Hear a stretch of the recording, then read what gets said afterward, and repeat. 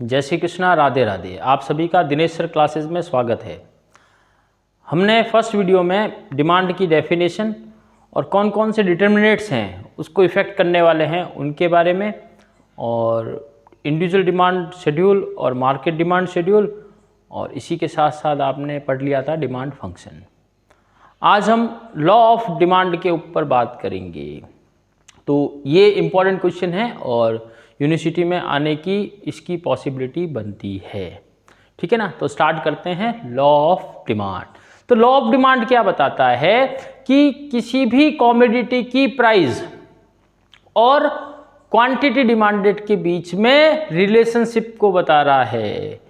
तो price of commodity और quantity demanded of commodity inversely related to each other, यानी दोनों एक दूसरे से विपरीत संबंध रखती हैं। एक की प्राइस भैया हाई होगी तो दूसरे की क्वांटिटी डिमांडेड जो है वो डिक्रीज हो जाएगी। तो लॉ ऑफ डिमांड में हम यही पढ़ने वाले हैं और किन किन एजम्पशन को लेके, है ना, बेसिस को लेके लॉ ऑफ डिमांड वर्क करता है और ऐसी कौन सी जगह हैं जहां लॉ ऑफ डिमांड वर्क नहीं करता है, इसके ऊपर अपन बात करेंगे। चलिए स्टार्ट करते हैं। तो क्या है लॉ ऑफ डिमांड? क्या लिखा है? The law of demand state that when the other things remaining constant there is a inverse relationship between the price of commodity and quantity demanded of commodity. If the price of goods increase, then the quantity demanded of commodity tends to increase. ठीक है ना। क्या होगा कि अगर price क्या हो रही है भैया आपकी डिक्रीज हो रही है तो क्वांटिटी डिमांडेड जो है वो इंक्रीज होगी। तो इसको हम एक टेबल की मदद से समझ लें। ठीक है ना। क्या लिखा है? It can be explained by the following table 3 and diagram 3. When price of X commodity is 10 rupees, quantity demanded of X commodity is 50 units. Right bhai?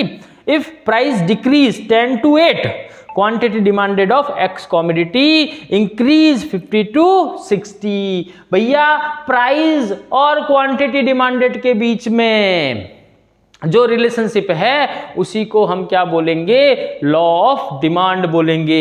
और इनके बीच में कैसी रिलेशनशिप होगी? नेगेटिव रिलेशनशिप होगी। राइट भाई, बस इतना सा आपको बात ध्यान में रखना है। अब क्या है जो हमने पीछे टेबल देखी उसका हम क्या बनाया भाई? डायग्राम बनाएंगे। तो क्या लिखेंगे भाई? ओ एक्स एक्सिस और ओ वाई एक्सिस पे यहां हम क्या ले लेंगे? प्राइस ऑफ कॉमोडिटी, और यहां क्या लेंगे? Quantity demanded of commodity. Commodity कौन सी अपनी? एक्स कॉमोडिटी की। अब नेगेटिव रिलेशनशिप बताना है। पिछले क्लास में हमने बात करी थी डी डिमांड कर्व जो है वो इस तरह से चला जाएगा, या आप चाहें तो डी डिमांड कर्व को कुछ इस तरह से भी ले सकते हैं। ठीक है ना। तो डी हमारा क्या हो गया? डिमांड कर्व हो गया। प्राइस अभी क्या है? OP, price of x commodities OP, quantity demanded of commodity क्या हो गई? आपकी ओक्यू हो जाएगी। अब टेबल में हमने देखा प्राइस कितनी थी, चलो पीछे चल के देखते हैं। प्राइस कितनी थी? 10 रुपीज। क्वांटिटी डिमांडेड कितना हो गया? 50। प्राइस हो गई 8, क्वांटिटी डिमांडेड कितना हो गया? 60। तो यहां 50 रुपीज प्राइस है, नहीं सॉरी 10 रुपीज प्राइस थी। कितनी प्राइस थी भाई? 10 रुपीज प्राइस है। क्वांटिटी डिमांडेड कितना है? 50। If price decrease, price reduce हो गया, कितना हो गया? 2 रुपीज हो गया। 2 रुपीज से रिड्यूस होकर कितना हो गया? 8 rupees. Quantity demanded of commodity x की 50 से इंक्रीज होकर कितनी हो गई? 60 हो गई। तो इस तरह से अपन डायग्राम में भी रिप्रेजेंट कर सकते हैं।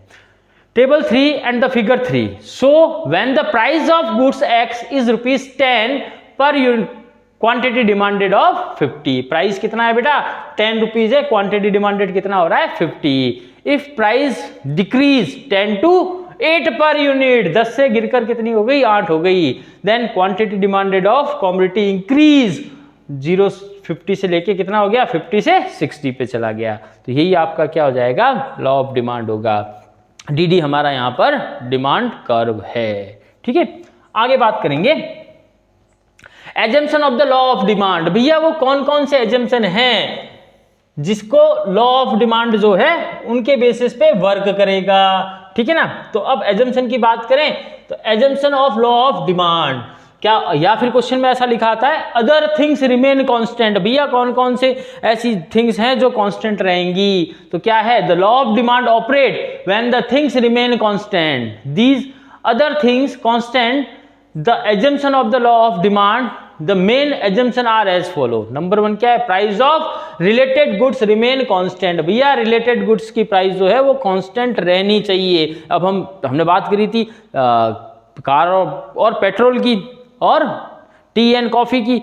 अगर एक की प्राइस इंक्रीज कर रहे हैं और भैया दूसरा भी अपनी प्राइस को बढ़ा ले, ठीक है ना, तो वहां पे लॉ ऑफ डिमांड वर्क नहीं करता है। तो ध्यान में क्या रखना है, प्राइस ऑफ रिलेटेड गुड्स, जो सब्स्टिट्यूट गुड्स और कॉम्प्लीमेंट्री गुड्स है उनकी प्राइस कांस्टेंट रहनी चाहिए।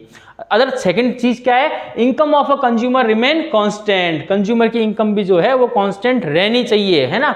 अगर इनकम इंक्रीज होगी या डिक्रीज होगी तो उसका इफेक्ट डिमांड पर पड़ेगा। Taste and preference of the consumer remain constant, यानी कंज्यूमर का टेस्ट और प्रेफरेंस भी जो है वो कांस्टेंट मान लिया जाएगा। Consumer don't accept that there is any change in the price of commodity in near future, है ना। तो जो कंज्यूमर है वो ऐसा है बिल्कुल एक्सेप्ट नहीं करे कि भविष्य में इसकी प्राइस जो है वो बढ़ने वाली है। और नेक्स्ट है there is a no change in the population. भैया पॉपुलेशन के अंदर भी चेंज नहीं होना चाहिए। अगर पॉपुलेशन इंक्रीज हो जाएगी तो डिमांड भी बढ़ जाएगी और पॉपुलेशन डिक्रीज हो जाएगी तो डिमांड भी कम हो जाएगी। और लास्ट है there is a no change in the distribution of income. जो डिस्ट्रीब्यूशनशिप है इनकम की उसमें भी किसी तरह का चेंज नहीं होना चाहिए। तो जब ये सारी चीजें कांस्टेंट रहेंगी तभी क्या होगा, लॉ ऑफ डिमांड जो है वो वर्क करेगा। जरा रिकॉल करें वापस से, लॉ ऑफ डिमांड क्या होता है, relationship between price and quantity demanded of commodity, right भाई। और कैसा रिलेशनशिप होगा, नेगेटिव रिलेशनशिप जो है इनके बीच में रहेगी। अब इस तरह का क्वेश्चन भी बनता है एग्जाम के अंदर, why more of the goods is purchase when it's price fall and why does the law of demand operates. भैया कि ऐसा क्यों होता है कि जब किसी कमोडिटी की प्राइस डिक्रीज होती है तो उसकी ज़्यादा यूनिट परचेज की जाती हैं। और सेकंड क्या है, भी लॉ ऑफ डिमांड क्यों काम करता है। और थर्ड क्वेश्चन है, why does curve has down slope, negative slope. जो डिमांड कर्व है, डिमांड कर्व कैसा था, ऐसा नेगेटिव स्लोप में रहेगा।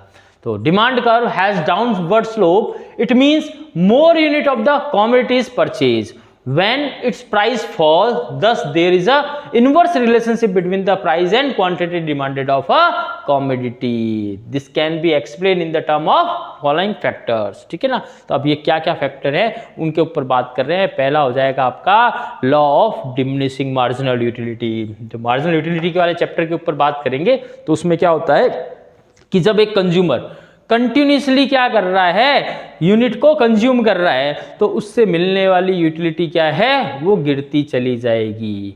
गर्मियों का मौसम है भाई, प्यास लग रही है, फटाफट घर पे आए और एक गिलास पानी पिया, मज़ा आ गया, फिर एक गिलास और पी लिया, तो पहले जितना मज़ा आया उतना नहीं आएगा।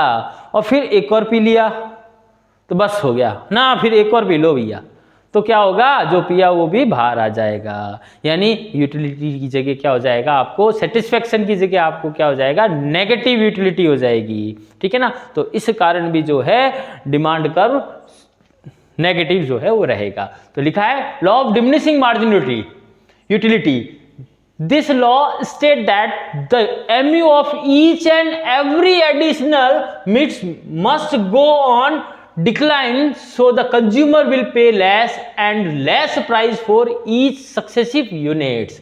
It means he will purchase more unit of the commodity with lesser the price. भाई क्या होगा कि जैसे ज़्यादा ज़्यादा यूनिट कंज्यूम करेगा उसकी डिज़ायर जो है, सेटिस्फेक्शन जो है वो कम होता चला जाएगा।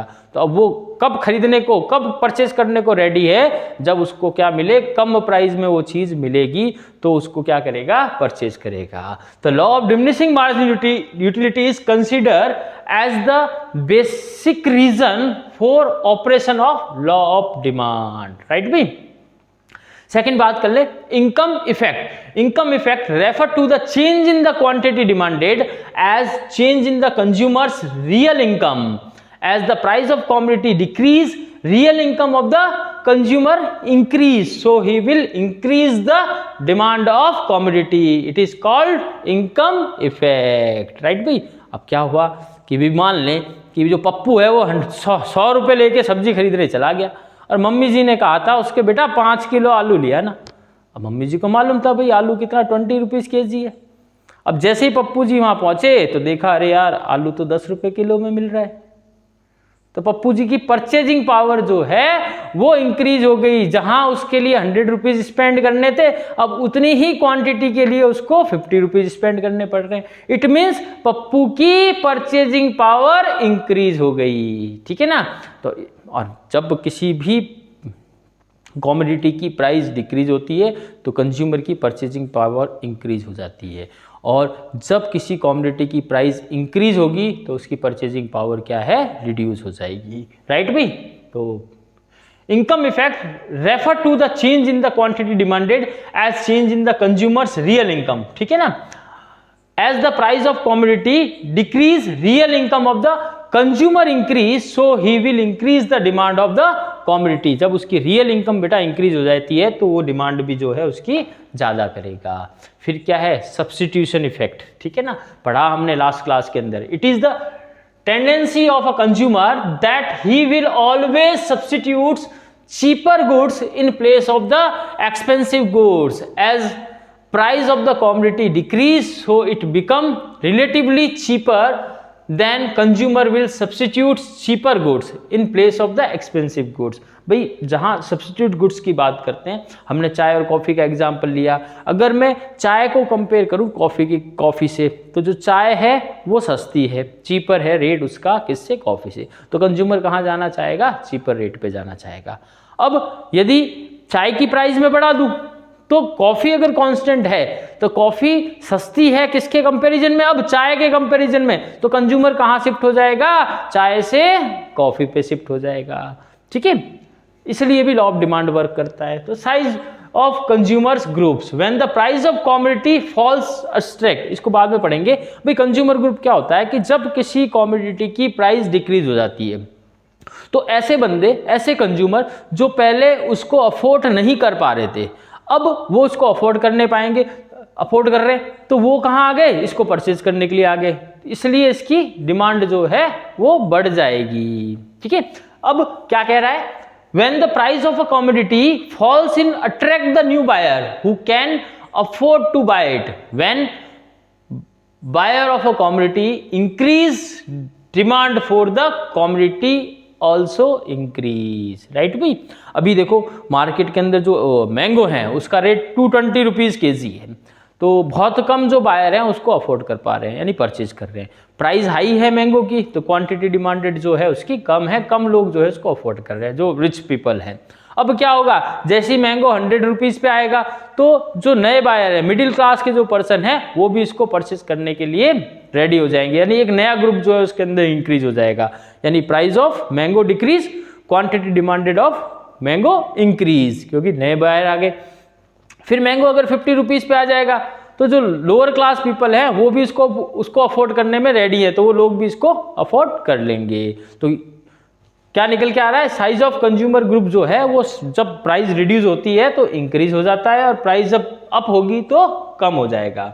नेक्स्ट बात कर रहे हैं डिफरेंट यूजेस। भी बहुत सारे ऐसे प्रोडक्ट हैं जिनके यूजेस क्या होंगे, डिफरेंट होंगे, है ना। अब जैसे कि मिल्क का एग्जांपल ले लें, अगर मिल्क सस्ता होगा तो भी इसके बहुत सारे यूज है ना, तो उसको कम कीमत पे कंज्यूमर ज़्यादा बाय कर लेगा, जब हाई होगा तो उसका कंजप्शन वो कम कर देगा। तो क्या लिखा है, many goods have the alternative use for the example milk is use for the making tea, curd, butter, cheese, etc. If price of milk reduce, its use will increase accordingly. With lesser the price demanded for milk increase. Because of the above mentioned factor, the demand curve negative down slope. It means people will purchase more of commodity when its price fall. भाई क्या ये जो 500 effect हमने देखे, इसमें क्या हो रहा है कि जब किसी प्रोडक्ट की प्राइस डिक्रीज होगी तो उसकी क्वांटिटी जो है वो ज़्यादा कंज्यूम होगी, यानी उसकी डिमांड क्या होगी, ज़्यादा होगी। इसलिए आपका डिमांड जो कर्व जो है वो नेगेटिव स्लोप में रहेगा। ठीक है, अब exception of the law of demand आ रहा है भाई, ऐसी कौन कौन सी जगह हैं जहां लॉ ऑफ डिमांड वर्क नहीं करता है, ठीक है ना। तो there are the some commodities where the law of demand can not be applied. It means there are some commodities whose demand increase with increasing its price and demand, decreasing with falls in price। यानी जब price high होगी तो उसकी demand भी बढ़ जाएगी और जब प्राइस कम होगी तो उसकी डिमांड कम हो जाएगी, यानी यहाँ लॉ ऑफ डिमांड वर्क नहीं करेगा। यानी यहाँ तो पॉजिटिव रिलेशनशिप बता रहा है प्राइस और डिमांड के बीच में, right. The main exception of the law of demand are as follow. तो क्या है, आर्टिकल्स ऑफ डिस्टिंक्शन और प्रेस्टिजियस गुड्स। भैया जो प्रेस्टिजियस गुड्स होती है ना, जिसको दिखावटी वस्तुएं बोलते हैं ना, तो उनकी प्राइस जब हाई होगी तो डिमांड भी बढ़ेगी। जैसे गोल्ड, डायमंड, ठीक है ना, इनकी रेट हाई होगी तो डिमांड भी इनकी बढ़ेगी। यहाँ वैसे भी लॉ ऑफ वर्क डिमांड जो है वर्क नहीं करेगा। तो क्या लिखा है, the exception was first of all discussed by Veblen. ये सबसे पहले जो है वेबलॉन ने जो है डिस्कस किया था। According to him article of distinction यानी prestigious goods have more demand if their price are sufficiently high. यानी जितनी भी प्रेस्टिजियस गुड्स हैं उनकी डिमांड अगर क्या होगी, हाई होगी, तो उसकी प्राइस अगर हाई होगी तो उसकी डिमांड भी क्या होगी, हाई होगी। In case of such goods demand will increase with increasing in the price of sufficiently high.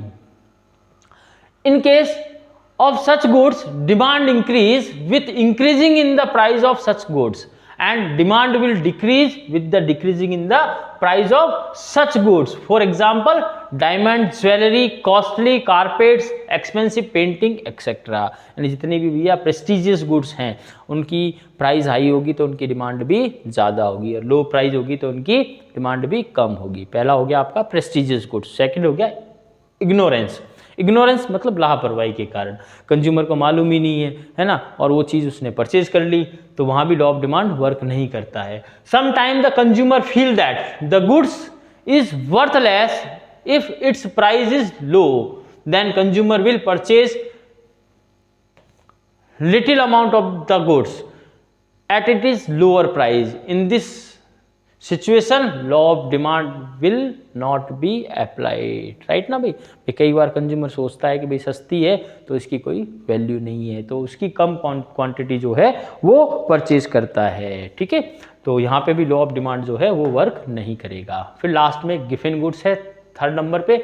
There are the special kind of inferior goods on which the consumer spends a large part of his income and their demand raise with an increasing in the price of demand fall in the decreasing in price. For example, in our country it is often see that the price of bajra fall, the consumer have a tendency to spend less on them। अब भैया देखो इसमें क्या कह रहा है भाई, मैंने बात करी थी पिछले वीडियो के अंदर जिसमें मैंने बताया था कि सर रॉबर्ट्स गिफिन जो हैं उन्होंने गिफिन जो गुड्स हैं उनको आइडेंटिफाई किया, जिसको अपन गिफिन पैराडॉक्स के नाम से भी जानते हैं।